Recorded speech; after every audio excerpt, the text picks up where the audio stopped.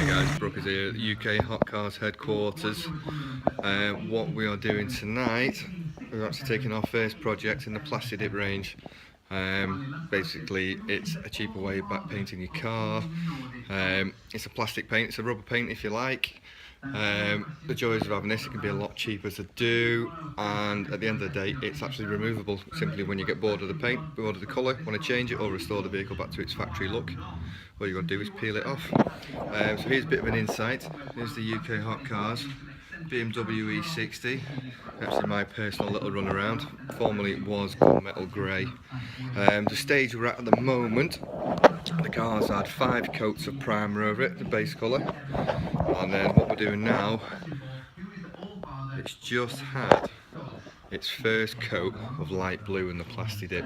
Like I said, it's a bit of an exciting challenge for us here. It's something we've never done before. It's something we'd like to get doing a little bit more, but that's all going to see how we find doing this job. So far it's been very much a pleasure to work with, but yeah, get a few more coats on the car and see how it comes out, but we'll keep you posted.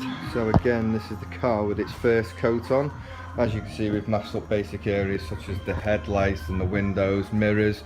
Mirrors are in the middle of getting a coat on at the moment. We have masked areas like the lights and things on this car at the moment. Things like this, due to the Plasti Dip being such a removable and peelable paint that's on the car, you wouldn't technically have to mask the lights in certain areas. As you can tell by the badges here on the back of the car, we've actually not masked them off. So what the plan is, once the car's dry and everything else has been unmasked, the areas like the badges and the M badge on the back of the car, we're literally just going to have a go at just peeling the excess Plasti Dip off that we don't need.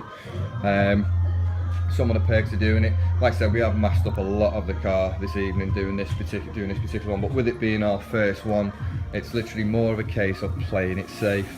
So so far so good. Keep watching. So as you can see, what we're doing is putting actually quite a lot of Plasti Dip on this car. Some of you might remember the matte black Mercedes, the 5 litre V8 CLK 500 I was driving not so long ago, that had actually had a Plasti Dip job done on it. But the problems we found with that car, it looked like it'd been applied too thin and it wasn't easily removable. Literally you should be able to just peel the stuff off the car once you get an edge going, but on that Mercedes it was applied too thin, therefore it made the removal just an absolute nightmare. Anyway, so like I said, we're 5 coats in on the primer already. First coat, dust coat over, and we build it up. The most important thing to do with the Plasti Dip is to just build it up layer by layer, get the correct amount of time in between layers and just build it up. And obviously the thicker it is, the better and more durable and more likely it is to peel off, and that's the main plan. Like I said, after the Mercedes that I had owned previously, we knew that night it was a nightmare job. It was a quick job and it didn't have enough on the car and it wasn't removable. What we want to be able to do here is be able to have this to a standard where it's fully removable. The car can be set back to its absolute pristine condition that it was before we did the dip job. So keep watching and we will just see how we go with it. Right guys, well, so far so good. We've actually got a second coat of the light blue Plasti Dip on the BMW just now. So second coat gives us a lot more coverage. Just did a dust coat on the first one and literally just linking it all in, 20 minutes, half an hour between each coat, and just slowly build it up. So far it's coming on pretty good. The main reason we're doing this is to give the Plasti Dip a try. Obviously Plasti Dipping, whether some of you are educated on it or not, Plasti Dipping has actually got it, so it's got a very bad name for itself as being like a cheap job, a poor job. Basically it's what we want to try and do is basically change your mind or change our mind so we can help change your mind on the likes of Plasti Dip and what's actually going on with it. The idea is we want to be able to achieve a nice smart job. So what we've done now at the minute is just a base, it's just a flat blue. The other massive attraction to Plasti Dip is literally just the amount of colours you can do. So many different pearls, candies, fluorescents, chameleon colours, you know, the colour shifting things. There's literally no limit on any colours you can do. You can achieve all sorts of fantastic sort of outcomes where a professional paint job would cost you in the region between £2,000 and £3,000. For the sake of a couple £100, you can do exactly the same here, and you can take it off if you don't like it. Going through and basically researching the Plasti Dip a little bit more, just out of pure curiosity. A lot of the technology that goes with Plasti Dip seems to have evolved with it as well, it seems. the kind of job that was on my Mercedes, what I kept noticing was every time I put fuel in, I spill a little bit of petrol out the side. It just, as it happens, everyone's done it. You take the gun out and it always just runs a bit on the side of the car. Never a big problem, never had to worry about it before. Did it on a Plasti Dip car, and basically what I did, the fuel reacted with the Plasti Dip and basically broke it down and melted it and left you big massive ghastly looking stains down the side of your car, which obviously nobody wants. Anyway, so where that brings me on to is there's new sort of like top coats and things that can go on. A Plasti Dip job doesn't just have to be a matte blue or a matte black or anything like that. Now obviously we can do all these glossy colours with a really fine top coat on. Due to the grade of what you go with a top coat, a lot of these top coats now, basically what you can do, you can polish them, you can sand them. The fuel chemical resistant, so none of the accidents happen like I had last time I experienced a Plasti Dip car. Basically these paint jobs can be just as durable as your everyday paint jobs, and that's what I'm curious to see about. We're just doing a base blue on the BMW today. In a week or so we'll probably build it up. We might throw a candy pearl over it and then put a gloss coat over it with a full protection, and then just want to drive it daily, see how durable it is and see if it can change our minds, and if it changes our minds we'll have a go at changing yours.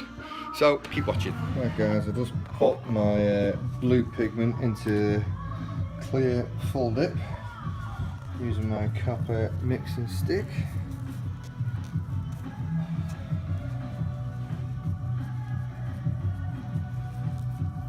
Mixing that up, you can see it going nice and blue. Quite cool. Put 6 of 7 coats on. It's 20 to 5 in the morning. It's been quite a long night, not gonna lie.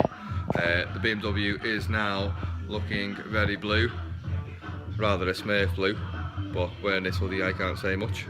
But no, 6 coats gone on very nicely. Gonna put one more on, one for the road.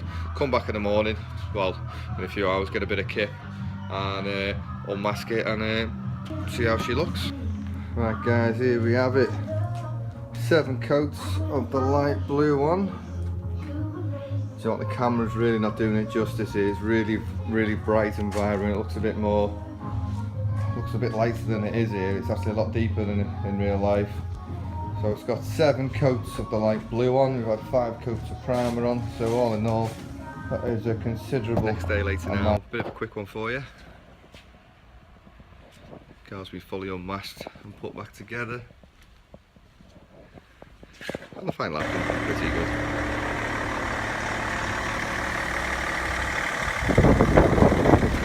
From Plasti Dip job with the BMW fully completed. So what I'm going to do now is going to give you a quick walk around the car. The car's been left for over 24 hours. It's just had 2 coats of dip protector over it. I think I've just noticed about that when the paint dries, normally with it being a matte finish, it does really feel like quite a rubbery textured finish sort of thing. I've just been over the car twice with a dip coat and it's just made it so satiny smooth. It's actually quite nice. So here we go, we'll have a little wander around the car. So this is the finished result on the BMW 5 Series. Like I said, it's just had 2 coats of dip protector over it. And she's come out rather smart. Sporting some matte pack livery on the full dip from what's been used on the car. Matte pack are the guys that supplied the dip for us. Can't thank them enough for sending us great products to try and use. Alan at Matte Pack is actually a really top bloke.